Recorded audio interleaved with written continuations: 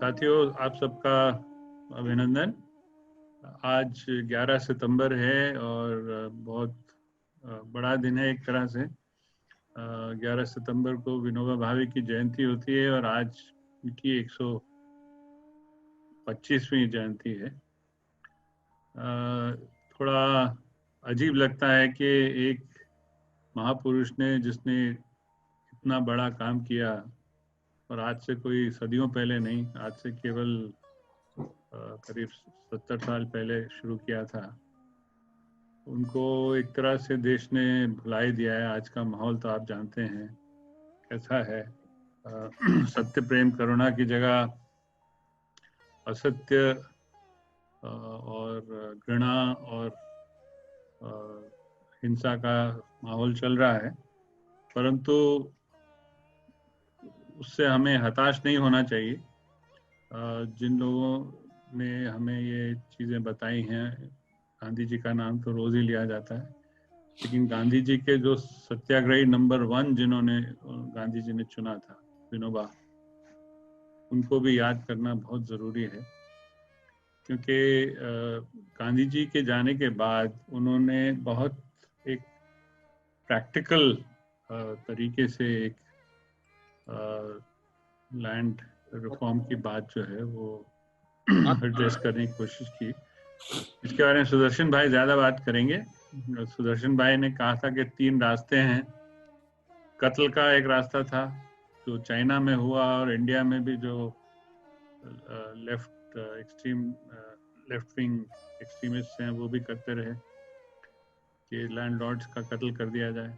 दूसरा था कानून के land reform, land ceiling legislation किया जाए। और तीसरा था विनोबा का यूनिक इंसाइट जो पोचमपल्ली में उनको मिला, जिससे उन्होंने पूरा भूदान यज्ञ किया, वो है करुणा। सुदर्शन भाई इसके बारे में बात करेंगे विक्रम के साथ। तो मैं थोड़ा सा परिचय इतना देना चाहता हूँ कि सुदर्शन अयंगर गुजरात विद्यापीठ के कुलपति रह चुके हैं काफ़ी लंबे समय तक, और वहाँ से रिटायर होने के बाद अब धर्मपुर, जो एक समय में गुजरात का सबसे पिछड़ा तालुका माना जाता था, जो आदिवासी क्षेत्र में है दक्षिण गुजरात में, वहाँ पे रहते हैं और एक सेवा और आश्रम में रहने वाली जिंदगी बिताते हैं। लेकिन इंटेलेक्चुअली तो सुदर्शन भाई जहाँ भी होंगे एक्टिव रहेंगे ही।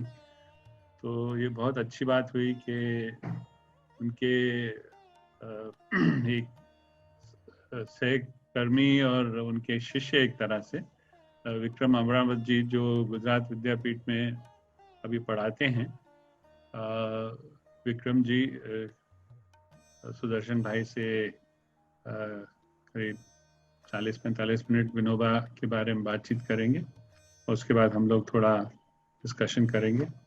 सुदर्शन भाई बहुत बहुत धन्यवाद, विक्रम जी बहुत बहुत धन्यवाद। अब आप लोग बातचीत शुरू करिए। धन्यवाद विजय सर, थैंक यू। नमस्कार सभी साथियों को। मुझे विजय सर ने एक जिम्मेदारी दी थी कि मैं विनोबा जी के बारे में सुदर्शन सर से मैं बात करूं। हालांकि बात तो सुदर्शन सर को ही करना है, मुझे तो सिर्फ अपनी तरफ से कुछ सवाल रखने हैं जो मैं समझता हूं कि 40-45 मिनट में हम विनोबा जी के बारे में कितना जान सकते हैं जो आज के संदर्भ में भी प्रासंगिक हो। इस तरह के से कुछ सवाल हों और सुदर्शन सर उसके जवाब दें। तो मैं सबसे पहले सुदर्शन सर का स्वागत करते हुए मैं उनसे ये निवेदन करूंगा कि आप विनोबा जी के बारे में जब हम बात करेंगे तो लंबा उनका जीवन है, कैसे हम उस पूरे जीवन को 40 मिनट में समेट लें, उसको लेके हम थोड़ी बात करें। और शुरुआत मैं चाहता हूं कि आप उनकी जो प्रारंभिक जीवन है, उनकी वो प्रारंभिक जीवन और से लेकर वो गांधी जी की मुलाकात जो है उन तक का उनका जो सफर है, उसके बारे में अगर आप बताएंगे, बायोग्राफिकल जिस तरीके से है कुछ, तो वो हम जानना चाहेंगे सर। धन्यवाद विक्रम। सभी को नमस्कार। मतलब विनोबा को समेट लेना 40 मिनट में मुश्किल काम है, वो तो हम सभी जान रहे हैं, पर संदर्भ जो है वो आज का है। हम जब ऐसे लोगों की बात करते हैं तो अक्सर जो है हमारे जहन में जो तस्वीर उभर करके आती है वो उस अंतिम समय की होती है जब वो बहुत जाने हुए हो जाते हैं। जैसे हम गांधी जी को हम हमेशा बुढ़ा ही देखते हैं, विनोबा को हम हमेशा वैसे ही देखते हैं, कोई चश्मे वाले दाढ़ी वाले जो हैं वो या सिर पे टोपी है या नहीं है, ऐसे ही देखते हैं। पर कभी हम ये कभी सोचते हैं कि ये विनोबा विनायक हरिहर भावे जो है वो जब पैदा हुआ होगा बच्चा गागोदे गांव में, अपने दादा के घर बड़ा हुआ, पिताजी तो बड़ौदा में थे, अच्छे वीवर थे, तो बड़ौदा राज्य में रहे। बाद में विनया का भी घर में उसका नाम विनया था, आना हुआ। माँ बड़ी धार्मिक थी और उससे बड़ी उन्होंने प्रेरणा ली थी। पर ये जो पूरी धार्मिक भाव थे उसके मन में पूरे, और जिसके लिए उसने भगवत गीता और शास्त्र, बहुत वेद शास्त्र का अध्ययन जो है उसने बहुत छोटी उम्र में, बड़ा मेधावी लड़का होना चाहिए विनया, ऐसा लगता है। जिस तरह से उसने जो है बाद में एक तरह से शास्त्र के भाष्यकार हैं। और ये विनोबा जो है वो, विनोबा नाम गांधी का दिया हुआ है। और ये जो है अपनी एक उम्र में, जिस उम्र में हर एक को कुछ क्रांति की, नया करने की, वो उस विनोबा में भी थी। और बनारस पहुंचे थे, चाहते थे कि वो पूरे अध्यात्म को समझने की कोशिश करें, उसको पकड़ने की कोशिश करें, हिमालय की तरफ जाना चाहते थे। पर उनका ये भी मंशा था कि वो बंगाल होते हुए जाएं, क्योंकि बंगाल की क्रांति जो है वो भी उनको आंदोलित करती थी। तो वो सोच रहे थे कि हिमालय की शांति और बंगाल की क्रांति जो है वो दो चीज ऐसी है जो उनको आकर्षित करती है। जब बनारस पहुंचे तो 1916 में गांधी जी ने फरवरी महीने में पंडित मदन मोहन मालवीय को बुलाकर उनके निमंत्रण पर जो है वो बनारस हिंदू विश्वविद्यालय की नींव रखते समय जो है एक भाषण दिया था। उस भाषण की बड़ी चर्चा गली गली में हो रही थी। तो विनोबा ने ये सुना और उसको लगा कि ये कौन है ये शख्स जो इतनी बड़ी बात कर सकता है, मुझे उससे जरूर मिलना चाहिए, उससे मुझे विवाद करना चाहिए, चर्चा करनी चाहिए। तो उन्होंने चिट्ठी लिखी और गांधी ने जवाब में लिखा कि आकर के मिलो। गांधी अभी हिंदुस्तान आए ही थे 1915 में, और 1916 के मई महीने में अहमदाबाद में कोचरब नाम के गांव में एक आश्रम बसाया था, जो बाद में साबरमती, 2 साल के बाद साबरमती आश्रम की ओर चला गया। वहां से कोचरब से वो साबरमती आ गया था। विनोबा जो है वो तुरंत जो है वो गाड़ी पकड़ करके आए और उन्होंने सोचा कि चलो 2-2 हाथ हो जाएंगे। और जैसे ही वो सुबह उतर करके जो है अपना पैदल चलते हुए आश्रम पहुंचे रेलवे स्टेशन से, तो देखा कि बात हुई कि भाई मैं आया हूं। तो कहा अच्छा है, नहा धो लो, फिर बातचीत करते हैं। तो नहा धो करके विनोबा तैयार हुए, तो फिर जो है वो गांधी ने कहा कि सब्जी काटो, सब्जी पकड़ा दी। तो ये सोचने लगा, बड़ा अजीब आदमी है, मैं यहाँ इतनी बुद्धिमानी की बातें करने आया हूँ, तर्क वितर्क करने आया हूँ, और ये आदमी मुझे सब्जी कटवा रहा है।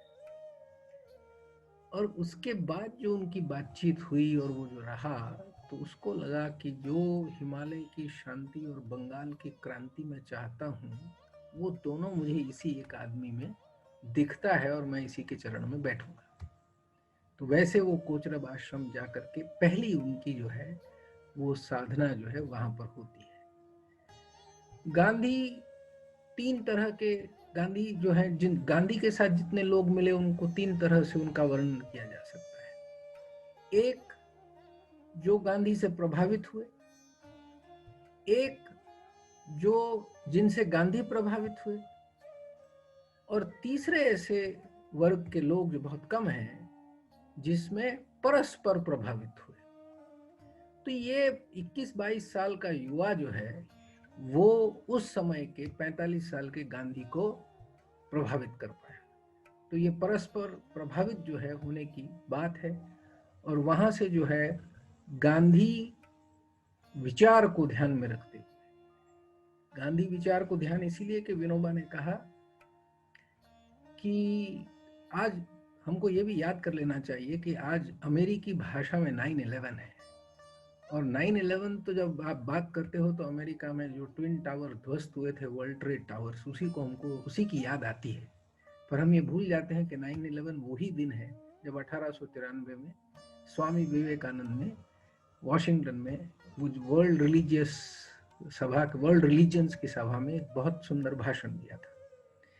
ये भी हम भूल जाते हैं कि यही सितंबर की 11 तारीख को बर्ट्रैंड रसल ने जो है वो ट्रैफालगर स्क्वायर में और एक ही साथ और स्कॉटलैंड में 2 जगहों पर जो है वो न्यूक्लियर आर्मामेंट्स के बिल्डअप के विरोध में प्रदर्शन किया था और उनको 7 दिन जेल की सजा हुई थी। तो ये जो 2 बातें हैं ये भी हमको याद रखनी चाहिए।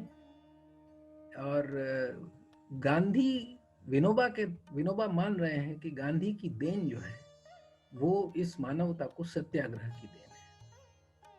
और इस तरह से विनोबा और गांधी का जो संबंध है वो बहुत गहरा होता गया। पर गांधी के वो कभी उस तरीके से अनुयायी नहीं रहे और सीधी तरह से उन्होंने राजनीतिक संघर्षों में गांधी ने जब कहा तब तो जरूर भाग लिया, पर अन्यथा वो अपना प्रयोग कर रहे थे। तो एक तरह से तीनों बातें विनोबा ने अपने जीवन में की। एक सत्याग्रह, क्योंकि वो प्रथम सत्याग्रही भी बने, उससे पहले झंडा सत्याग्रह में जेल भी गए थे गांधी जी के कहने पर। वाईकॉम सत्याग्रह 1925 में भी गांधी जी ने ही उनको वहां भेजा था। और इन जेल यात्राओं में वो ऐसे सत्याग्रही थे कि गांधी जी ने उनको चुना था कि यही हमारे जब पूर्व सत्याग्रह की बात छिड़ गई कि व्यक्तिगत सत्याग्रह होगा, 1942 की बात है, तब उस व्यक्तिगत सत्याग्रह के अंदर पहला सत्याग्रही जो है वो विनोबा चुना गया था। तो इस तरह बार बार जो है एक दूसरे के वैसे संपर्क में थे। 1921 में वर्धा चले गए थे, गांधी ने कहा था कि वहां आश्रम का ध्यान रखो। तो इन्होंने एक सत्याग्रही भी हुए और रचनात्मक काम भी। गांधी जी ने जितने रचनात्मक काम किए थे बखूबी उन्होंने खुद सभी रचनात्मक काम लगभग जो है बड़ी श्रद्धा से, बड़ी शिद्दत से किए हैं। विनोबा जैसे कम उनके चाहक, प्रशंसक और वाहक रहे जिन्होंने जो है वो रचनात्मक काम किया। दूसरी एकत्व की साधना, जो गांधी का एक ये था कि हमारे अंतःकरण की जो शुद्धि है उसका प्रयास, उसमें सबसे ज्यादा गहरे जाना, ये तीनों काम विनोबा ने अपने जीवन में किए हैं। इसके सिवाय उनका सबसे बड़ा काम गांधी जी के जाने के बाद, जैसे विजय भाई बता रहे थे कि उन्होंने अपने मौलिक तरीके से गांधी जी के काम को जिस तरह आगे ले गए, उसमें भूदान का सबसे बड़ा महत्व है। और इसी यात्रा में चलते चलते बाद में, क्योंकि उनकी वो अपनी चित्त शुद्धि की जो बात थी उसको लेकर के और उसके साथ जो है कर्मयोग को जोड़ करके ब्रह्म विद्या मंदिर की स्थापना की पवनार में, और अंत समय तक वो वहीं रहे। अपने जीवन के अंतिम काल में थोड़ा सा उनको लेकर के काफी सवाल भी उठे, पर जब आप इतने महान पुरुष होते हैं तो जरूर सवाल उठते हैं। पर 87 साल तक ये आदमी जो है इस पृथ्वी पर रहा और बहुत बड़ा संदेश जो है वो मानवता के लिए दे गया। पर मुख्य बात ये है क्योंकि इस पर अंग्रेजी में लोगों ने बहुत कुछ कम लिखा पड़ा है, इसीलिए विनोबा जो है वो एक गुदड़ी का लाल है, छुपा हुआ आदमी है, दुनिया के समक्ष बहुत नहीं आया है। हमको चाहिए और हमारे युवाओं को चाहिए कि उनके बारे में थोड़ा ज्यादा जाने पढ़ें। सहमति या असहमति मुद्दा नहीं है, मुद्दा जो है उस आदमी को समझने का, उसके काम को देखने का, और उससे अगर कुछ सीख मिलती है तो वो लेने का है। यहाँ मैं रुकता हूँ। Okay fine. मैं इसी सिलसिले में इस बात को थोड़ा आगे बढ़ाना चाहूँगा। आपने कहा कि वो गांधी जी के अनुयायी थे भी और नहीं भी। एक जगह गांधी जी ने खुद ने कहा था कि जो है गोरख ने बछंदर को हरा दिया। मतलब जब वो अपनी यात्रा करके, पहली यात्रा करके जब गांधी जी के वापस आश्रम में आए थे, उन्होंने जब अपनी पूरी रिपोर्ट उनको सौंप दी, तब गांधी ने उनको बिल्कुल अपने उस शिष्य की तरह स्वीकार कर लिया, जिसमें गांधी जो है वो अपने से भी बड़ा एक सत्याग्रही के रूप में उनको देख रहे थे। गांधी के जीवन के जो पहलू थे उनसे हम विनोबा के जीवन के पहलुओं को बहुत एकदम अलग नहीं कर सकते। गांधी सत्याग्रह में, संस्थाओं में, कर्म में, सभी में पूरी तरीके से रमे हुए थे। यहाँ एक थोड़ा सा कॉन्ट्राडिक्शन ये देखने को मिलता है कि जिस तरीके से गांधी जी ने संस्थाओं में रहकर और संस्थाओं के साथ मिलकर और संस्थाओं में एक विश्वास रखकर कानून के साथ, नियमों के साथ मिलकर उन्होंने काम किया, विनोबा इनसे कुछ जो है वो अलग तरीके के विचार वाले व्यक्ति थे। जब उन्होंने कांग्रेस को छोड़ा तब उसका वो वर्णन करते हुए बताते हैं कि किस तरीके से ये सब मैकेनिकल हो रहा है, यहाँ पर इंसानियत जैसी कुछ चीज, मनुष्यता जैसी कुछ समझ में नहीं आ रहा, मैकेनिकल ज्यादा हो रहा है। तो आप थोड़ा इस पे बात करेंगे कि किस तरीके से गांधी और विनोबा के बीच में जो कॉन्ट्राडिक्शन भी था, लेकिन साथ में विनोबा फिर ये भी कहते हैं कि अगर बापू ने मुझे बुला लिया तो मैं उसको यमराज के बुलावे की तरह स्वीकार करूंगा, और मैं आ गया हूं तो बस आप मुझे बता दीजिए कि अब क्या करना है। तो ये जो चीज है इसके बारे में आप थोड़े बात करें। कॉन्ट्रडिक्शन नहीं है ये किसी भी तरह से, पर दोनों की अपनी अपनी मौलिकताएं हैं और समझ है।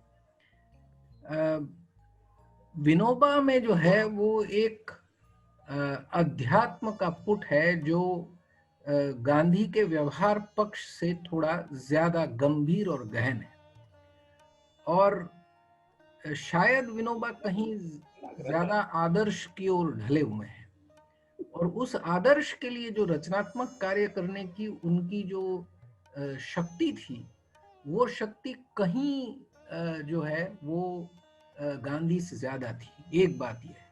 दूसरी बात यह है कि गांधी जो है उस समय जो है वो उनकी जो तब की समस्या थी, मतलब गांधी जी ने स्वीकार कर लिया था कि मैं ग्राम स्वराज्य में विश्वास करते हुए भी इस देश के स्वराज्य की बात मुझे करनी होगी, और वो उन्होंने उसके लिए बहुत ज्यादा समय लगाया, और उसके लिए उनकी जो सारी शक्तियां हैं वो उसके पीछे उनकी खर्च हुई है। इसीलिए विनोबा जो है वो हमेशा, क्योंकि इसीलिए विनोबा को जब उन्होंने भेजा कि तुम वर्धा में जाकर के आश्रम देखोगे, तो वो ये चाहते थे कि उनके जितने रचनात्मक काम हो वो कितने खरे उतरते हैं उस पर जो है वो विनोबा लगे रहे। इसीलिए विनोबा जो है वो अपनी शुद्धि करते हुए या अपने अंतःकरण को, या जो एकादश व्रत, और एकादश व्रत के बारे में तो ये कहा जा सकता है कि एकादश व्रत के पालन में गांधी से भी कहीं आगे विनोबा निकले हुए हैं, और वो इसीलिए जो है वो संबंध जो है वो उस तरह से गुरु शिष्य का नहीं है। मैंने कहा कि ये परस्पर प्रभावित होने वाले व्यक्तियों में से विनोबा की गिनती है, इसीलिए क्योंकि विनोबा जो है वो अपने रास्ते पर तो थे ही, और उस रास्ते पर वो रहे, तो इसीलिए दोनों के बीच में कोई विरोधाभास नजर नहीं आता।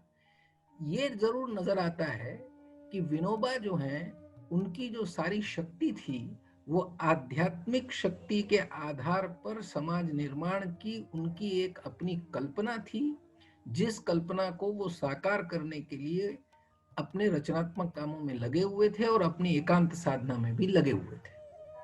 ये जरूर है, और इसीलिए वो जब भी गांधी ने बुलाया है, मतलब ये था कि अब इसको ऐसे अगर कहा जाए कि विनोबा का प्रयोग जो है वो निजी जीवन का प्रयोग है, थोड़ा उस तरह से छुपा हुआ प्रयोग है, पर वो है तो सर्वोदय के लिए। सर्वोदय के बारे में बड़ी व्यापक और बड़ी गहरी परिभाषा जो है दोनों एक ही साथ में विनोबा प्रस्तुत करते हैं, जिसका अवकाश जो है वो गांधी जी को नहीं मिला था, क्योंकि गांधी जी का राजनीतिक पक्ष जो है, और वो जिसको हम सार्वजनिक जीवन कहेंगे, उनके सार्वजनिक जीवन का पक्ष और पहलू ज्यादा मजबूत था, क्योंकि वो उस समय गांधी जी से समय की मांग थी। गांधी जी जरूर चाहते, और ये हुआ भी था कि गांधी जी जब देश को आजादी मिल गई तो उन्होंने जो है वर्धा में सबको इकट्ठा करने की बात की थी। वो जो सभा जो जो 2, 3, 4, 5 फरवरी को होनी थी, उसके पहले 30 जनवरी को जो है उनको गोलियां झेलनी पड़ी। इसी तरह अगर देखा जाए तो वहां अगर वो दो मिलते तो वहां एक संयोजन फिर से स्थापित हो जाता।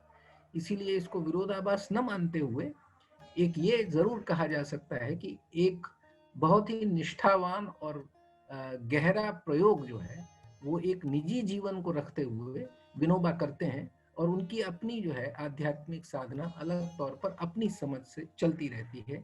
इतना फर्क जरूर दोनों में है, और इसी तरह दोनों मौलिक भी हैं, एक दूसरे के पूरक भी हैं।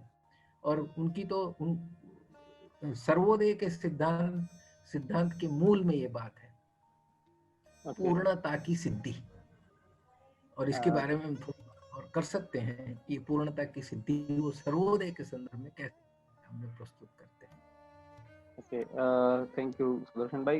एक मैं ये जानना चाह रहा था कि एक युवा जो है वो गांधी के पास आते हैं और बहुत ऊर्जावान युवा, मतलब जो बचपन से ये मानते हैं कि शरीर सौष्ठव भी हमको रखना है, फिर ज्ञान भी हमको प्राप्त करना है, ये सब मानते हैं।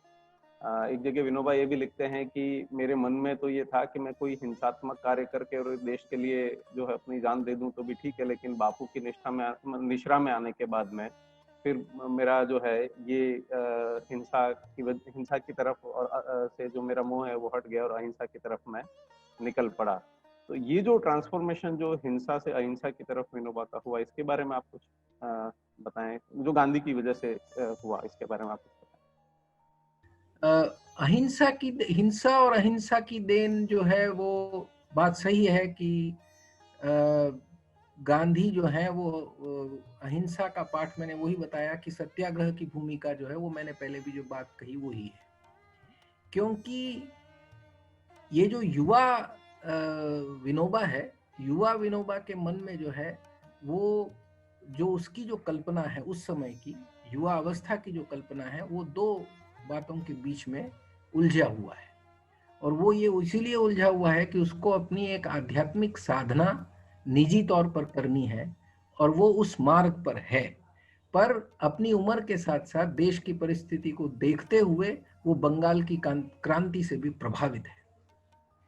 और इन दोनों के प्रभाव में आकर के वो किसी खोज में है, और इस खोज में जो है वो उसको ये जब बनारस का जो बात वो सुनते हैं तो उनको लगता है कि ये कोई नए प्रकार की बात ये आदमी कर रहे हैं, इसीलिए वो फिर गांधी जी के संपर्क में आना चाहते हैं। और उनकी ये बात समझ में आती है कि जो ये शक्ति है, जहां से बाद में तीसरी शक्ति की बात जो विनोबा करते हैं, तो ये तीसरी शक्ति की बात की समझ जो है वो गांधी से विनोबा को मिलती है, और उनकी ये बात समझ में आ जाती है कि ये जो अहिंसा है, ये अहिंसा सिर्फ जो है एक रणनीति का मार्ग नहीं है, क्योंकि गांधी उसको जिस संपूर्णता से रखते हैं वो ये दर्शा रहे हैं कि हमारे जीवन शैली में जो है वो अहिंसा का आना जरूरी है। वो अहिंसक बल जिसकी बात गांधी अपने हिंद स्वराज में कह चुके हैं, जिसको वो आत्मबल भी कहते हैं और प्रेम बल भी कहते हैं, इस अहिंसा बल का परिचय जो है वो विनोबा को आकर के यहाँ होता है, और विनोबा में ये सबसे बड़ा परिवर्तन आता है। और विनोबा ये स्वीकार करते हैं कि अहिंसा की शक्ति जो है, अब तक मैं जो अहिंसा को समझा था वो मैं शास्त्र में जिस तरह से अहिंसा की व्याख्या हुई है, जो अपने आत्मा को लेकर के निजी क्षेत्र के अंदर जो है वो अहिंसा का एक महत्व है, परंतु सार्वजनिक क्षेत्र में समाज रचना के संदर्भ में अहिंसा का महत्व है, और वो महत्व जो है इतना गहरा है कि उसको अपने में जीते हुए सार्वजनिक करने की जो गांधी की कोशिश है वो देख करके वो प्रभावित हुए। उस तरह से जो है अहिंसा के मामले में अहिंसा की सार्वजनिक शक्ति के बारे में और सार्वजनिक उसका उपयोग के बारे में, उसकी उपयोगिता के बारे में जो है वो गांधी उनको सिखाते हैं। थैंक यू, धन्यवाद।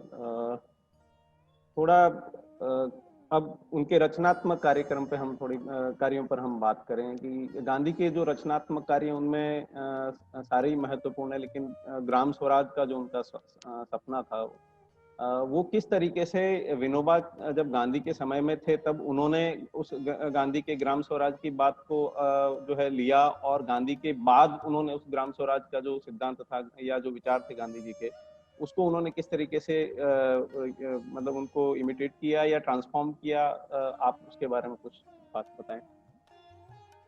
विनोबा जो है वो मौलिक चिंतक है और उनका मौलिक चिंतन जो है और खूब बड़े विद्वान है। उन्होंने कहा कि ये सब मतलब गांधी जी के समय में तो वो प्रयोग करते रहे, ज्यादा कुछ कहे नहीं थे, पर बाद में उन्होंने कहा कि ये देश जो है वो एक आजाद गांवों का आजाद देश था।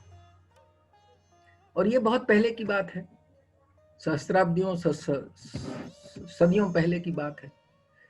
बाद में जब आक्रमण हुए और इन आक्रमणों के बाद जब से लगभग जो है मुसलमानों का आना हुआ, तब तक तो बहुत सारी जातियां आई, कबीले आए, लड़ाइयां हुई, मिल गई। और हिंदू, हम जानते हैं किस तरह से हिंदू धर्म जो है एक तरह से समन्वयी धर्म है, इसको विनोबा बहुत उजागर करते हैं।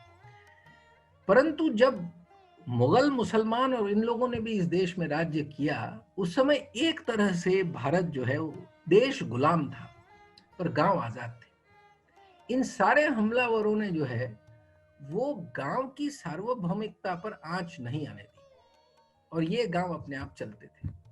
उसके बाद ये स्थिति आई कि देश गुलाम हुआ और गांव भी गुलाम हो गए। ये परिस्थिति अंग्रेजों के समय से आई, क्योंकि अंग्रेज तो ये चाहते थे, उन्होंने गांव की अपनी सार्वभौमिकता, वहां की जो आर्थिक मजबूती है, आर्थिक नींव है, उसको हिलाने की बात की, क्योंकि वो व्यापारी भाव था। इसीलिए अर्थतंत्र को हिला देना, उनके लिए खत्म कर देना बहुत आवश्यक था। तो वहां पर हम गुलाम हो गए। अब ये कह रहे हैं, विनोबा जब कह रहे हैं, तो विनोबा अब ये कह रहे हैं जो गांधी की मूल बात थी, ग्राम स्वराज की बात जब विनोबा रखते हैं तो वो कहते हैं कि अब आजाद देश है पर गुलाम गांव है। तो हम ऐसी परिस्थिति में आ गए हैं कि अब हमको फिर से एक बार आजाद देश और आजाद गांव की तरफ चलना है। ये उनकी पहली कल्पना है। दूसरी बात उन्होंने जो रखी वो ये कहा कि थोड़ा सा गांधी से भिन्न, और क्योंकि वो मैंने जैसे कहा कि शब्दों के मतलब बादशाह थे, तिलक को याद किया उन्होंने। तिलक को याद करके कहा कि तिलक ने कहा था कि स्वराज्य हमारा जन्म सिद्ध अधिकार है। अब मैं आप लोगों को एक नया नारा देना चाहता हूं, ग्राम स्वराज्य हमारा जन्म सिद्ध अधिकार है। तो वो ग्राम स्वराज्य को इस स्तर तक ले जाना चाहते थे और उनके ग्राम स्वराज्य की कल्पना में ग्राम स्वराज्य जो है वो जो पहले जो काम करते थे उसी तरह से उसका सार्वभौमत्व फिर से स्थापित होना चाहिए और गांव अपने आप में जो है वो एक पूरे संपूर्ण इकाई हो, राजनीतिक इकाई हो, आर्थिक इकाई हो, सामाजिक इकाई हो। इस तरह की बात जो गांधी की है वो ही विनोबा भी रखना चाहते थे, पर उनकी प्रस्तुति थी वो कुछ इस तरह की थी। और ये बात उन्होंने कही कि ऐसा नहीं है कि मैं आज कोई नई बात कह रहा हूं या गांधी कोई नई बात कह रहा है। दरअसल शिक्षा, न्याय और व्यवस्था ये सबसे हिंदुस्तान में सदियों से जो है ये गांवों की अपनी ही सत्ता के क्षेत्र में आते थे। शिक्षा जो है वो गांव की अपनी होती थी, न्याय जो है वो गांव में होता था और बाकी जो है वो व्यवस्था, तंत्रगत व्यवस्थाएं भी गांव में ही हुआ करती थी। ये इसकी लाक्षणिकता है। इस लाक्षणिकता को वो वापस लाना चाहते थे। और उसके बाद उन्होंने कहा कि हम भी पंचायती राज की बात तो करते हैं, पर पंचायती राज जो है जिसको हमने स्वीकार किया, इस देश ने भी पंचायती राज की योजनाएं दी, क्योंकि गांधी के जाने के एक लंबे अरसे तक जो है वो हमारे पास करीब करीब जो है वो विनोबा जो है वो 40 साल तक हमारे साथ थे। और उन्होंने जो ये कहा कि इस पंचायती राज में जिस तरह से हमारी ग्राम पंचायतें हैं, वो मैंने जैसे कहा कि वो विद्वान आदमी तो थे ही, कहा कि वो त्रिदोष से परेशान है। ये त्रिदोष जो है वो आयुर्वेद से आए हैं, जिनको हम 3 दोष बताए जाते हैं, वात, पित्त और कफ। तो इसको जो है वो विनोबा कहते हैं कि ग्राम पंचायतों में जो है इस प्रकार के 3 दोष हैं। एक जो है बहुमत का दोष है।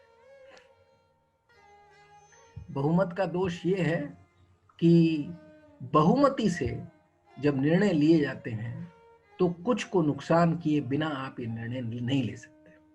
सर्वोदय के सिद्धांत में बहुमति नहीं हो सकती। तो ये पहला उनका जो है वो दोष उन्होंने हमको बताया था। दूसरा जो दोष था वो दोष जो है वो सत्ता का दोष है। सत्ता का दोष जो है वो कफ की तरह है, बैठ जाता है। तो सत्ता का दोष क्यों है? क्योंकि सत्ता का दोष इसीलिए है कि हम लोगों ने जो पंचायती राज की धारणा कल्पना करके उसको जो उतारने की कोशिश की है, उसमें विनोबा एक उदाहरण देते हैं कि ये एक बड़े पत्थर के टुकड़े करने जैसा है। आप बड़ा पत्थर है उसके आपने टुकड़े कर दिए, छोटा पत्थर बनाया उसको राज्य कह दिया, उससे छोटा पत्थर बनाया उसको जिला कह दिया, उससे छोटा पत्थर बनाया आपने उसको ब्लॉक कह दिया, उससे छोटा पत्थर काटा उसको गांव कह दिया। पत्थर तो पत्थर ही रहा, मक्खन तो नहीं हो गया। तो गांधी की ग्राम स्वराज की जो अपना विनोबा की जो ग्राम स्वराज की कल्पना है उसमें ये दोष है, सत्ता है, क्योंकि केंद्र में सत्ता है, बड़े पत्थर में भी सत्ता है, छोटे में भी सत्ता है। तो ग्राम पंचायत सत्ता के आधार पर स्थापित नहीं हो सकता। तीसरी बात जो उन्होंने कही, तीसरा दोष जो उन्होंने दिखाया वो ये दिखाया कि जब इस तरह से केंद्रीकृत व्यवस्थाओं के अंदर जब बात होती है तो गांव गांव की विशिष्टता को हम भूल जाते हैं। हर एक गांव की अपनी विशिष्ट पहचान है, इस चीज को हम भूल जाते हैं, इसीलिए हम गड़मड़ कर देते हैं, सब चीजों को इकट्ठा कर देते हैं। आयुर्वेद में जब त्रिदोष जब साथ में आ जाते हैं तब सन्निपात होता है। तो विनोबा ने कहा कि आजकल गांवों को सन्निपात हो गया है और इस सन्निपात से उसको दूर करना है।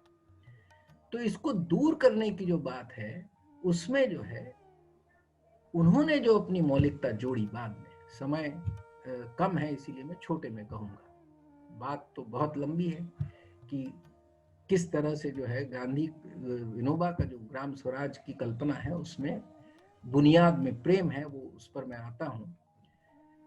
पर सबसे पहली बात जो उन्होंने की, जो इतनी खुल करके गांधी जी ने भी नहीं कही थी, वो थी गांव की जमीन की मालिकी की। और ये गांव की जमीनी की मालिकी को लेकर के जो है उनके मन में जो है वो बहुत अलग, और विचारों में भी एक बहुत अलग विचार था। ये विजय भाई ने जैसे बताया कि उनके दिमाग में जो बात आई कि 1952 के अरसे में इस देश में आज़ादी को आए हुए अभी कुछ 5 साल ही हुए थे और जमींदारों का और बड़े जमीन मालिकों का राज था। वो जल्दी से अपनी जमीनें काश्तकारों को नहीं देना चाहते थे। हरिजनों की और दलितों की हालत तो बहुत ही गंभीर थी। ऐसी परिस्थितियों में कानून से कुछ होने की कोशिश हो रही थी, इस देश में लैंड रिफॉर्म्स हो रहे थे, पर वो पहुंच नहीं पा रहे थे। और नक्सलवादी जो हैं वो तेलंगाना वगैरह में उस समय नक्सलवादी नहीं कहलाते थे, उस समय जो है वामपंथी परंतु हिंसा में मानने वाले वामपंथी लोग जो हैं वो वहां उन लोगों ने जो है वो जमींदारों पर हिंसा करके जमीनें छीनने का, कत्लेआम करके जमीनें छीनने का कार्यक्रम बनाया था। इसीलिए विनोबा ने कहा कि मुझे ऐसी स्फुरना हुई है और ये स्फुरित हुई है, इसको मैं मतलब उन्होंने तो ये कहा कि ये मेरे लिए देवी हुक्म है, इस पर हम बहस कर सकते हैं, मान सकते हैं, नहीं मान सकते हैं, पर उन्होंने कहा कि ये काम करुणा से होगा। और करुणा से जो है उन्होंने इस बात को कहा कि मैं कत्ल से नहीं, कानून से अलग करुणा के सहारे लोगों से जमीन लेना चाहता हूं, जिसको भूदान कहा गया। ये भूदान धीरे धीरे ग्राम दान की तरफ बढ़ा, क्योंकि भूदान सिर्फ जो है वो जमीन लेकर के बांट देना और व्यवस्था को छोड़ देना उनका उद्देश्य नहीं था। उनके ग्राम स्वराज की अगली कल्पना ग्रामदानी गांवों की थी और ये ग्रामदानी गांव जो है वो बने। इसमें जो है जमीन की मालिकी का जो है वो सवाल केंद्र में है। ऐसी कल्पना जो है बहुत ज्यादा आदर्श मालूम हो सकती है। उन्होंने कहा कि गांव की जमीन गांव में ही रहनी चाहिए, गांव वालों के पास ही रहनी चाहिए, गांव की जमीन बिकनी नहीं चाहिए, और ये सारी गांव की जमीन पर सभी का हक होना चाहिए, सारे गांव वासियों का हक होना चाहिए। इसके बहुत सारे व्यवहार के सवाल खड़े हो सकते हैं, परंतु उन सब के बारे में विनोबा सोचने के लिए तैयार थे, कुछ सोचा भी था, पर मूलतः जो उनकी बात थी वो प्रॉपर्टी राइट्स को लेकर के थी। आज के संदर्भ में हम इसको समझ सकते हैं। तो प्रॉपर्टी राइट्स को लेकर के उनकी ये बात थी। तो उन्होंने भले शुरुआत जो है वो भूदान से कही थी, भूदान से की थी, परंतु वो चाहते थे कि इस देश के अंदर ग्रामदान हो जाए। वैसे जो है उनके विचारों को लेकर के हमारे जो है वो भक्त अनुयायी जो होते हैं वो ऐसे भक्ति में आ जाते हैं कि मतलब उसमें तो विनोबा भी, मुझे लगता है कि मैं तो ये कहता हूँ, विनोबा के लोगों को शायद थोड़ा बुरा भी लगेगा, पर विनोबा भी इस आंकड़ों के जाल में फंस गए थे, बहक गए थे और इस तरह से बिहार दान हो। अब बिहार दान का मतलब ये था कि बिहार का हर एक गांव जो है वो बिहार, प्रखंड दान हो गया, बिहार दान हो गया तो पूरा बिहार के सारे गांव जो है वो ग्रामदानी हो गया, ऐसा हुआ नहीं था। पर ग्रामदान की उनकी जो कल्पना में जो है ये प्रॉपर्टी राइट्स का मुद्दा था और वो चाहते थे कि ये कॉमन प्रॉपर्टी हो जाए। अगर इस पर थोड़ा सा गौर किया जाए, आज भी, आज के संदर्भ में भी, आज दो संदर्भ हैं जिसके लिए हमको इस कॉमन प्रॉपर्टी पर सोचना चाहिए। तो ये, इसको मैं मूल विचार जो है वो ये विनोबा का मैं मानता हूं। और दूसरा जो है उन्होंने कहा कि ग्राम स्वराज्य का मतलब ये है कि उसके उन्होंने बाकायदा जो है वो हमको बताया कि ग्राम स्वराज में क्या क्या होगा। 3 बातें वो फिर से कहते हैं कि ये होनी चाहिए। शिक्षा जो है वो गांव के पास होनी चाहिए, उत्पादन जो है वो गांव के पास होना चाहिए, न्याय जो है वो गांव के पास होना चाहिए। ये 3 तो मुख्य लक्षण है। जब तक ये 3 बातें गांव के पास नहीं होंगी वो हो नहीं सकता। दूसरा कि बहुमती का दोष निकलना चाहिए। बहुमती का दोष निकल करके सर्वसम्मति या सर्वानुमति, इन दो में से 2 चीजें होनी चाहिए। थोड़ा सा खोल के बता दूं, सर्वसम्मति यानी कि सभी लोग विचारों में मानते हों और उसी विचार से सहमत हो जाए। सर्वानुमति ये हो कि कुछ लोग हैं जो इस विचार से पूरी तरह सहमत नहीं हैं, इसीलिए सम्मति नहीं दे सकते, पर चूंकि अब 2-4 लोग ही हैं और बहुत कम लोग हैं जो अपना अलग मत रखते हैं, तो इसीलिए वो अनुमति दे रहे हैं कि ठीक है आप इसको करके देखिए, पर हमारा मत जो है वो तो ये रहेगा। तो सर्वानुमति जो है वो थियरी ऑफ सेकंड बेस्ट है, वो एक्सेप्ट करते हैं, पर बहुमति को तो वो बिल्कुल निकाल देना चाहते हैं। और बहुमति का झगड़ा तो आप आज देख ही सकते हैं कि उससे क्या हालत बनी हुई है, हमारे गांवों की भी क्या हालत बनी हुई है, किस तरह से जो है पक्षीय राजनीति प्रवेश कर गई है। और गांवों की विशिष्टता का जो मुद्दा है वो विशिष्टता आर्थिक और सामाजिक क्रियाकलापों के अंदर प्रकट होता है और वो उसकी विशिष्टता बनाए रखने की बात है। गांव के न्याय को लेकर के बहुत बड़ी बात उन्होंने कही थी। गांधी जी भी इस बात को जानते थे और चाहते थे कि गांवों के झगड़ों का निपटारा गांवों में ही हो जाना चाहिए, और ये जो है वो उनकी बात थी। और एक और बात जोड़ दूं कि उनके ग्राम स्वराज्य में, कि उनके जो, हम लोग पुराने जमाने में पंच परमेश्वर कहलाते थे, तो इन पंच परमेश्वरों में जो है वो जो विनोबा गिनाते हैं वो किस चीज को गिनाते हैं, उसमें सबसे पहला जो पंच है वो प्रेम है। तो वही फिर बात हो गई कि अहिंसा समाज के निर्माण के अंदर प्रेम बल ही जो है वो सबसे महत्वपूर्ण है। दूसरी बात जो है वो निर्भयता कहते हैं, और निर्भयता में गांधी जी का जो अभय का व्रत था, गांधी जी के जो 11 व्रत थे उनमें जो अभय का व्रत था उसमें ये विनोबा की देन है। क्या देन है कि न मैं किसी से डरूंगा न मैं किसी को डराऊंगा। सत्य कहने में गांधी जी के जो अभय की बात थी वो ये थी कि अगर सत्यवान इंसान है तो उसको निर्भय रहना पड़ेगा, परंतु विनोबा कह रहे हैं कि निर्भय रहना काफी नहीं है, न मैं किसी को डराऊंगा न मैं किसी से डरूंगा। ये जो है बात, ये दूसरा जो है, ये पंच जो है वो दूसरे पंच में ये आते हैं। उसके बाद जो है वो उन्होंने जो 3 और जो दिए थे वो अभी मुझे लगता है कि मैं बता तो सकता हूं, पर उसको देर ज्यादा एक एक को खोलने में लगेगी। तीसरा जो है वो उद्योग है, जो मैं विशिष्टता के साथ आपको कह चुका हूं कि गांव का उद्योग जो है वो तीसरा पंच है, और चौथा और 5वां पंच जो है वो ज्ञान और स्वच्छता है। तो इस पर हम लोग बड़ा मतलब बड़ी बात आगे कर सकते हैं, पर इसके आधार पर जो बनेगा वो ग्राम स्वराज बनेगा। मुझे लगता है वैसे ही काफी लंबा हो गया है। सर एक अंतिम सवाल, उसके बाद फिर हम जो हमारे पार्टिसिपेंट्स हैं उनके सवाल जवाब लेंगे। हमारे साथ काफ़ी जुड़े हुए हैं, स्टूडेंट्स भी हैं, विद्यापीठ के स्टूडेंट्स भी हैं, बाहर के भी हैं। एक मैं ये जानना चाह रहा था कि आज के समय में जो विनोबा जी की प्रासंगिकता को अगर समझे, जैसे आपने भूदान और ग्रामदान की बात की, तो वो तो जो वंचित वर्ग थे उनके लिए और उनको समानता की दृष्टि से एक समतामूलक समाज के लिए, एक अहिंसक समाज के लिए ग्रामदान और भूदान की बात की गई थी।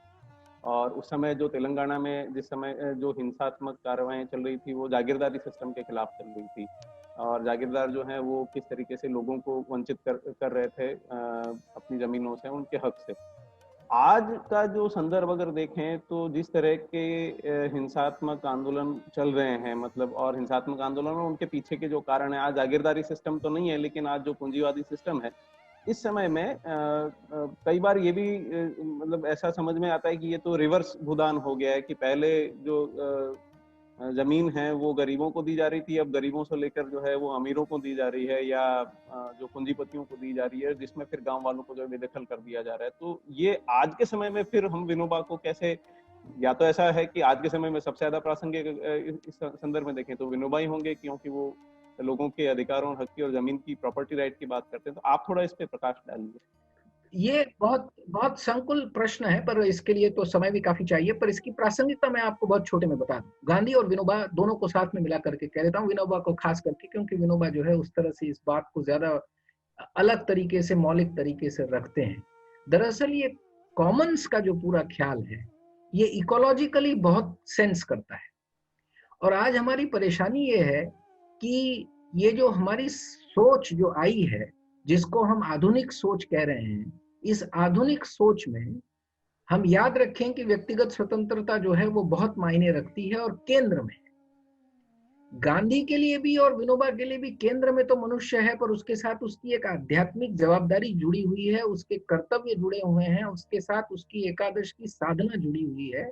ये संपूर्ण तरीके से जो है, लगभग अगर कहा जाए तो, इसको मैं इतना बड़ा दावा मुझे नहीं करना चाहिए, पर मैं कहता हूं कि लगभग जो है ये उस समझ से, जो पश्चिमी समाज से उठ करके व्यक्तिगत स्वतंत्रता की समझ से आई है, उससे बिल्कुल उस वहां पर ये समझ है नहीं। इसके लिए क्या हुआ है कि समुदाय जो है, जो समष्टि की जो कल्पना है, प्रेम परिवार की जो बात थी, गांधी की और विनोबा की जो ग्राम स्वराज की कल्पना में गांव जो एक परिवार है, उस परिवार से निकल करके जो है, गांव हो या शहर हो, आज की आधुनिक समझ के अंदर व्यक्ति या तो राज्य से संबंध रखता है, या तो वो बाजार से संबंध रखता है, समुदाय से उसे कुछ लेना देना। इसीलिए प्राइवेट प्रॉपर्टी के संदर्भ में उसको ये कोई चिंता नहीं है कि ये प्राइवेट प्रॉपर्टी है या ये कॉमन प्रॉपर्टी है, और इसके इस कॉमन होने से जो है मेरे कुछ फर्ज हैं और मेरे कुछ अधिकार। इसको लेकर के अगर हमने देखा कि इस रवैये को लेकर के हम लोग अभी भी, हमारी जो प्रोग्रेसिव पॉलिसीज कह रही हैं, जो लैंड रिफॉर्म्स की जो, या पूरे इकोनॉमिक रिफॉर्म्स की जो बात आज हो रही है, उसके अंदर कोई भी आदमी कहीं भी जमीन लेगा, खरीदेगा, ये हो रहा है। ये भी एक प्रयोग है, पर इसकी मैं सीमा बता दूं, इसमें इकोलॉजिकल थिंकिंग बिल्कुल नहीं, ये आप समझ लें। जबकि गांव जो है वो अपना इतिहास रखते हैं, वो सिर्फ अपना इतिहास जो है वो अपने मनुष्य के अस्तित्व से नहीं रखते, वो अपना इतिहास जो है एक परिसर के संबंध में, एक पारिस्थिति के संदर्भ में रखते हैं। It is an ecological unit. और मनुष्य जो है वो ईगो में चला गया है, इको में से निकल करके वो इको का हिस्सा है। गांधी और विनोबा जो हैं, दोनों मिलकर के जी को हटा करके सी को लाने की कोशिश कर रहे थे। वो ये कह रहे थे कि आप इको पर आएंगे तो आपकी बात समझ में आ जाएगी, वहां पर ये प्रॉपर्टी राइट्स का मसला जो है हल है। गांधी इतना क्लियरली नहीं कह रहे हैं, क्योंकि गांधी अभी भी एक व्यवहार पक्ष रखते हैं, पर ग्राम स्वराज के संदर्भ में, जमीन की मालिकी के संदर्भ में इको वाला संदर्भ जो है वो विनोबा का एकदम पूरा है और रेलेवेंट है। दूसरी बात जो है वो इस तरह से विनोबा जो है जिस प्रेम परिवार की बात कर रहे हैं, उसमें समुदाय को लेकर के चलने की बात है, यानी कि अपने व्यक्तिगत स्वार्थ में, मेरी व्यक्तिगत स्वतंत्रता के अधिकार में मेरे निहित स्वार्थों में से कुछ स्वार्थ का मुझे त्याग करना है, क्योंकि उस जवाबदारी से जो है मैं इको की संभाल, इको और मनुष्य दोनों की जो है समष्टि और सृष्टि दोनों को देख सकता हूँ, ये नजरिया आता है। थोड़ा अगर गहरा हो गया हो तो युवाओं से आगे प्रश्न करेंगे तो जवाब दूंगा, पर इतना आप समझ लीजिए कि ये समझ हमको लाने की जरूरत है। ये समझ हमारे राजनीतिक पक्षों में नहीं है, कोई भी राजनीतिक पक्ष हो। जिस हम लोग जीडीपी के चक्कर में पड़ गए हैं, जिसको हमको 8% 9% दौड़ा देने की बात है, उस 8-9% के दौड़ने में कोई दम नहीं है। ये जो संकट है वो, ये संकट जो है इस तरह का संकट है, इसीलिए हमको इसको बड़े, नई पीढ़ी को बड़े ध्यान से देखना पड़ेगा, क्योंकि प्रकृति संकट में नहीं है। प्रकृति और सृष्टि को कुछ नहीं होने वाला है, जो होने वाला है हमको होने वाला है। मनुष्य का अस्तित्व खतरे में है, प्रकृति खतरे में नहीं है। हम बच्चों को सिखा रहे हैं आजकल कि भाई पर्यावरण को खतरा है, पर्यावरण को कोई खतरा नहीं। पृथ्वी ऐसे कई नमूनों को देख चुकी है, बना चुकी है, बिगाड़ चुकी है, खत्म हो चुकी है। तो विनोबा जो है वहां पर बड़ा प्रासंगिक है कि वो ईगो में से हमको इको में ले जाना चाहता है, इसीलिए निजी में से वो सार्वत्रिक में ले जाना चाहता है, इसीलिए हमको वो हिंसा से निकाल करके जो है वो प्रेम की तरफ ले जाना चाहता है। मैं अपनी बातचीत का अंतिम सवाल मैं आपसे करूंगा, उसके बाद फिर हम पार्टिसिपेंट जो हमारे दूसरे साथी हैं उनसे वो सवाल कर सकते हैं। एक विद्यार्थी काफी जुड़े हुए हैं हमारे साथ में। विनोबा का जिक्र हो और उनकी पदयात्राओं का जिक्र ना हो तो फिर वो बहुत अधूरा सा लगता है, मुझे लग रहा है। बचपन से, क्योंकि वो बुद्ध से और रामदास से और काफी प्रभावित रहे, घर से बाहर निकल के और दुनिया घूम घूम कर देखना। तो मैं आपसे ये जानना चाह रहा था, क्योंकि आपने भी एक ये प्रयोग शुरू करवाया था विद्यापीठ में, जो ग्राम जीवन यात्रा है उसको लेकर। तो मैं ये जानना चाह रहा था कि ये जो पदयात्राएं होती है, पैदल घूम घूम कर जो गांव या जहाँ पर भी हमको देखना होता है, उसको आप किस तरीके से आप कहेंगे कि ये विनोबा की एक देन हो सकती है या उनसे सीखा जा सकता है, जो आज के समय के विद्यार्थी हैं, जो भविष्य में इस समाज में जाकर अपना योगदान देंगे? तो उसके बारे में आप बात कीजिए। ये मेरा अंतिम सवाल, इसके बाद में फिर हम सवाल जवाब का सेशन शुरू करेंगे। बहुत ही संक्षिप्त में विक्रम भाई और आप सबको मैं बता दूं कि विनोबा कोई मौलिक बात इसमें नहीं कर रहे हैं। इस देश की एक खासियत है और इस देश के शास्त्रों से जो है बात चली आ रही है। हर एक युवा को जो है वो गृहस्थ आश्रम में प्रवेश करने से पहले गुरुकुल से निकलकर जब ब्रह्मचर्य आश्रम समाप्त होता था, उसके बाद 1 साल तक उसको देशाटन करना होता था। ये देशाटन इसलिए करना होता था क्योंकि व्यवहार पक्ष जो है, वो जो गुरुकुल में सीखा है वो ज्ञान पक्ष है, और व्यवहार पक्ष को जानने के लिए जो है उसको देशाटन करना होता था। और वो देशाटन उस समय, यही हो सकता है उस समय तो मोटरसाइकिलें नहीं थी, गाड़ियां नहीं थी, इसीलिए पैदल ही चलना था। और पैदल चलना प्रकृति के साथ चलना है, प्रकृति को देखते हुए चलना है। इसीलिए गांधी विनोबा जो है वो उस पदयात्रा में निकले हैं। इससे भी अगर पीछे चले जाएं तो हमारे आरण्यक में जो है वो आरण्यक नहीं पर ऐतरेय ब्राह्मण में जो है वो हरिश्चंद्र के बेटे रोहित की कथा है, जहां से वो कहावत निकली है, चरैवेति चरैवेति, कि जो चलता रहता है वो जो है उसको क्या क्या, वो वापस आ रहा था जो है वो जा करके, और उस समय जो है इंद्रदेव ब्राह्मण के रूप में मिल जाते हैं, उसको ज्ञान देते हैं रोहित देव को कि भाई तुम चलोगे तो तुमको ये होने वाला है, ये जानने को मिलने वाला है, ये तुम करोगे। तो वो फिर से जो है चला जाता है। इस तरह से हर बार वो 4 बार जो है उसको वापस भेज देते हैं। तो ये चरैवेति का जो मुद्दा है, ये इसकी जो दार्शनिक भावना है उसको हम समझ ले, युवा भी समझ ले कि ये जो चलते रहने की जो प्रक्रिया है, इसको आप प्रतीक के स्वरूप में भी और बाकायदा जो है वो भौतिक रूप में भी, दोनों रूप में ले लें कि चलने से जो है वो ज्ञान की प्राप्ति होती है। वो ज्ञान की प्राप्ति कि जिस तरह से प्रकृति चल रही है, जिस तरह से प्रकृति के अंदर जो है अलग अलग प्राणी जीव जंतु चल रहे हैं, और जिस तरह मनुष्य चल रहा है, जिस तरह समाज चल रहा है, उसका ज्ञान, उसका बोध जो है वो चलते चलते, देखते देखते, समझते समझते समझ में आता है। तो विनोबा जो है वो ये जाने हैं, विनोबा को ये बात बराबर हो सकता है कि उसका हो क्या सकता है, होगा कि ये उनको उस शास्त्र से ही मिला है जिन्होंने उनका अभ्यास किया था। इसीलिए जो है भूदान की यात्रा भी, और जब पहली, हाँ इसके बारे में मैं अंतिम बात ये छोटी सी कह दूं कि तब तक जो है पहले प्लान की योजना बन गई थी और नेहरू जी की इच्छा थी कि पहले फर्स्ट 5 ईयर प्लान पर आकर के वो विनोबा जो है अपनी कमेंट कर दें। तो उनको बुलाया गया, झवेर भाई पटेल थे, उन्होंने कहा कि आप आइए, हम आपके साथ प्लान शेयर करना चाहते हैं, आपके लिए हम रेलगाड़ी की या प्लेन की कुछ व्यवस्था करेंगे। विनोबा ने कहा कि नहीं, मैं चल कर आ रहा हूँ। तो वो चलते हुए जो है वो दिल्ली पहुंचे थे और पूरा प्लान उन्होंने देखा और कहा कि ये कहा इसमें तो कहीं सामान्य लोगों की बात तो है नहीं, इसमें तो कोई बात नहीं की गई है, ये तो सारा तुम्हारा रिकवरी प्लान है।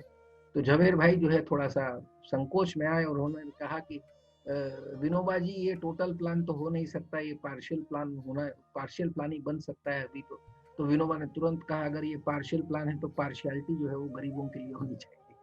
तो ये मतलब संदर्भ है थोड़ा सा, पर मूल बात ये है कि चरैवेति ये हमारे सांस्कृतिक समझ में सिद्ध बात है, इसीलिए इसमें कोई नई बात नहीं है। और युवाओं को चाहिए कि वो मोटरसाइकिल को और गाड़ी को बाजू पर रखें और खूब चल करके थोड़ा समय आज अपने समाज को, अपने लोगों को और प्रकृति को देखने समझने की कोशिश करें। धन्यवाद सुदर्शन भाई, आपका अपने विनोबा जी के ऊपर जो हमने अभी बातचीत की, उसमें मुझे लगता है कि काफी लोगों को कुछ चीजें जानने को मिलेगी। किसी के कोई सवाल हैं तो आप उसमें आप रखिए, चैट बॉक्स में आप रखिए।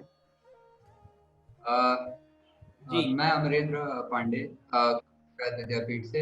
एक जो बिल्कुल शुरुआत में जो बात हुई थी कि शायद विजय भाई ने कहा था कि भाई विनोबा उस तरीके से नहीं ज्यादा जाने गए जिस तरीके से गांधी या बाकी लोग जाने गए, कहीं ना कहीं, और उसमें अध्यात्म पक्ष की बात आई, तो मुझे ऐसा लग रहा है कि ये शायद अध्यात्म पक्ष ही इतना लोगों को काफी दूर रखा है ना। ये भारतीय जो जिसको हम कहेंगे कि भारतीय स्कॉलरशिप है और अंग्रेजी स्कॉलरशिप है, दोनों से काफी दूर रखा। और जो स्कॉलरशिप हुई भी, जनरली हम स्कॉलरशिप जो है वो आध्यात्मिक पक्ष के ऊपर उतना ज्यादा नहीं करते हैं जितना हम व्यवहारिक पक्ष के ऊपर करते हैं।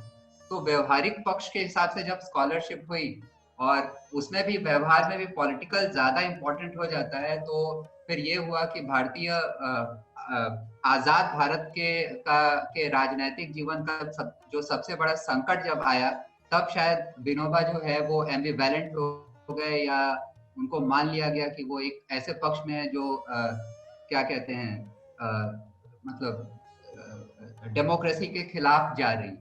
तो उसको लेकर एक काफी बड़ी नेगेटिविटी आई उन विनोबा के प्रति। इस पे अगर कोई कमेंट हो तो। अमरेंद्र, ये बात उससे पहले की है, ये तो बाद में जो है ये उनका एक अंतिम काल है जब वो सूक्ष्म में चले गए थे और उन्होंने अपनी खुद की साधना शुरू कर दी थी। ये सारी बातें हैं, ब्रह्म विद्या मंदिर में ही डूबे हुए थे। पर जो है विनोबा का जो एक पहलू रहा, जिस पहलू में दरअसल में वही उसी का जिक्र, इसके बारे में मैंने थोड़ा लिखा भी है। मुद्दा ये था कि गांधी जो चाहते थे वो अपनी राजनीतिक संघर्ष को संपूर्ण तरीके से खत्म नहीं करना चाहते थे। वो जाकर के वर्धा में जो है फिर से उन्होंने तो कहा भी था कि मुझे अब आजाद भारत के जो है वो जेल में रहना पड़ेगा, क्योंकि जो हम जिसकी लड़ाई हो रही थी, जो मानव मात्र की समानता की बात हो रही थी, और हर एक मानव के लिए हमने अपने संविधान में जो स्वतंत्रता, समानता, न्याय और बंधुत्व के जिन मूल्यों को रखा था, और जिन मूल्यों के लिए भी मैं आप सब युवाओं को बता दूं कि आज भी झगड़ा वही है। तंत्र जो भी हो, दर्शन जो भी हो, हम अपने संविधान के प्रति जो है अगर ईमानदार हैं तो यही हमारी लड़ाई है, और इसके लिए हमको अपने तंत्र जो है वो करने हैं।